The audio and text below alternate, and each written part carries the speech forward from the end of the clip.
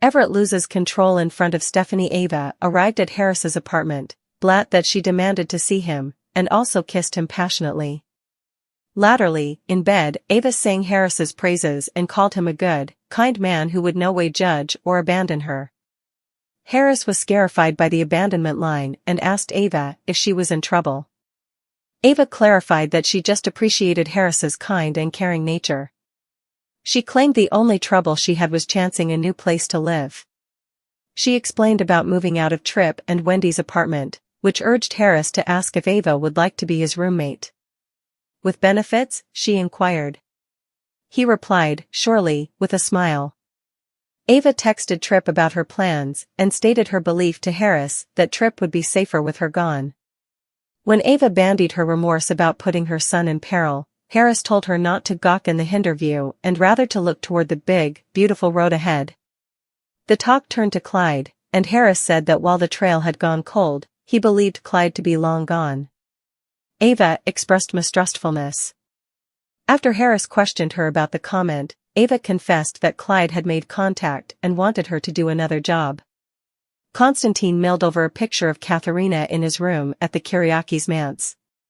"My heart pangs for you every day," he told the print. As he pulled out the pawn card and had a flashback to John's response to the card, Constantine promised that he'd no way forgive Katharina's killer. He also pledged revenge. Downward in the manse, Maggie had a warm reunion with Holly. Maggie told her granddaughter that she was proud of Holly, and Holly wondered why, since Holly's conduct had caused trouble for Tate. Maggie assured Holly that Holly had taken responsibility, and that was what signified. When Maggie left the room to get Holly some snacks, Holly transferred an SOS textbook to Tate that said, "I got to get out of then." Both Maggie and Constantine entered the room, and Maggie introduced Constantine to Holly as Victor's old friend.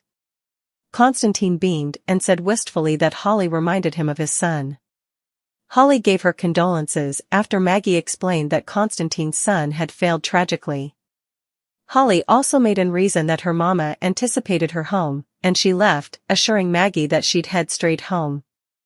Constantine called Holly a pleasurable youthful lady. Maggie smiled and said Holly made her feel as if a piece of her son Daniel was still with her. Maggie was thankful that Holly was okay and called her children and grandchildren the lights of my life. Noticing Constantine's rueful expression, Maggie snappily apologized for being asleep. Constantine assured Maggie that she shouldn't be sorry and told her he loved her full heart. Constantine lamented how he'd miss Maggie. After she expressed surprise, Constantine clarified that his trip visa had expired and that he'd been denied another extension. He told Maggie he'd be leaving Salem soon. Everett and Stephanie ran into each other in Horton Town Square. Stephanie tried to leave, claiming she was in a rush. Everett stopped her and said he was sorry for what had happened at the review office and for coming between Stephanie and Jada's fellowship.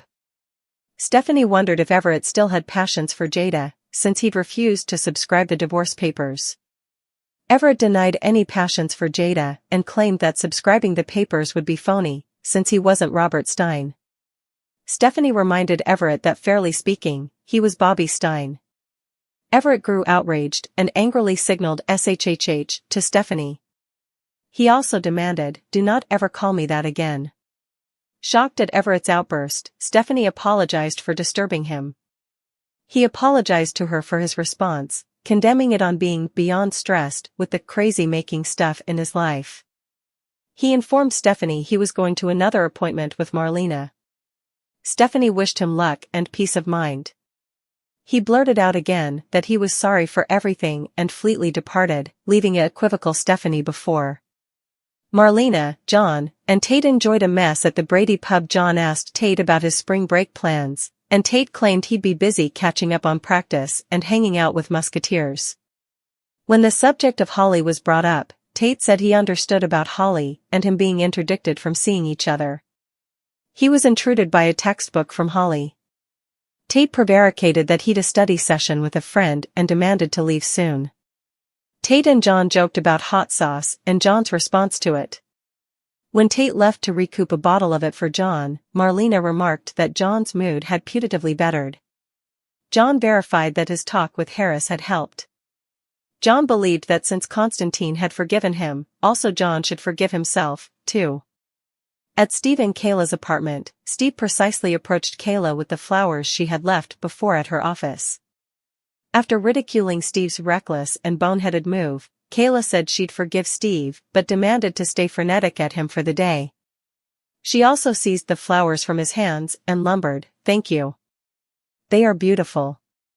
Steve disregarded about a swashboat that Kayla and he'd sneaked on, and he congratulated the dress Kayla had worn during the adventure. Kayla told Steve to stop buttering her up because he was still in the doghouse. Steve said he'd another concession to make, also he told Kayla about the pawn and about Katharina's death. Steve still felt guilt and shame and wanted to discharge it. Kayla heeded and gently told Steve that he should follow John and Constantine's lead by leaving the history in the history. Steve expressed mistrustfulness about Constantine's sincerity. Steve believed Constantine was still angry and still had plans to fiddle. Maggie. Steve pledged that he'd keep a cautious eye on Constantine. Kayla flashed back that she had plans for girl time with Stephanie and prepared to leave. When she opened the door, she set up John on the other side and sarcastically said she had commodity for him. Kayla blessed John with a light punch on the arm. When he rubbed his arm and asked what that had been for, Kayla said he knew, and she paraded down.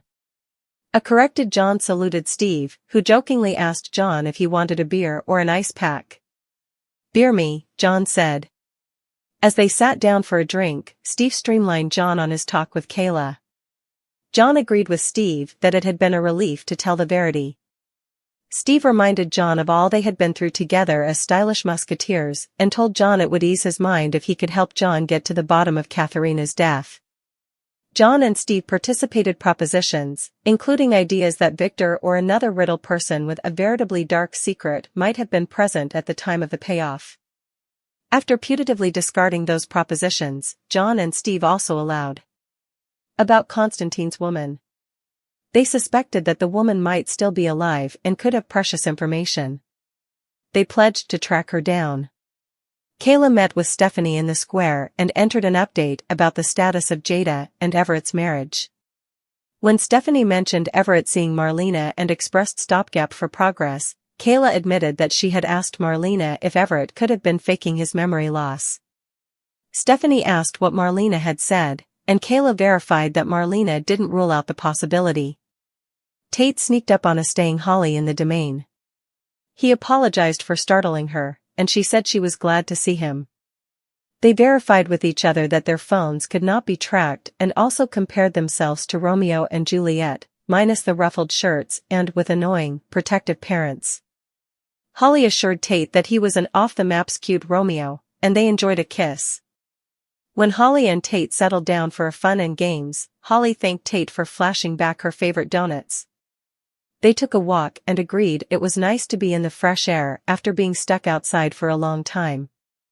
They leaned in for another kiss, but Kayla and Stephanie intruded. Everyone changed felicitations, and Kayla asked Holly about her physical remedy.